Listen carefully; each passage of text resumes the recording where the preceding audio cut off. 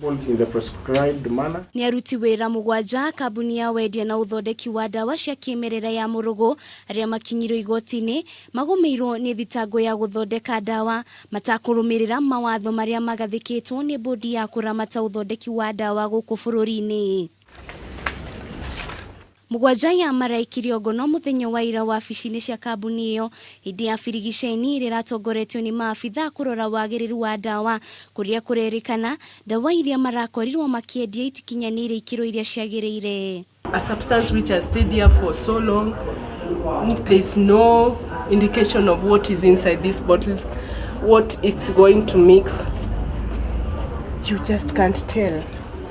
Just look at the store.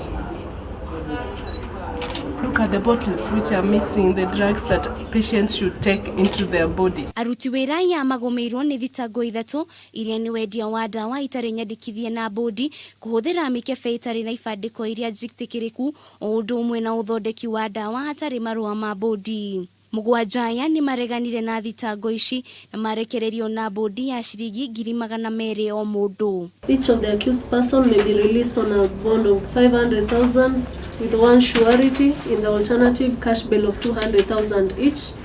Hearing on the 16th of July 2019.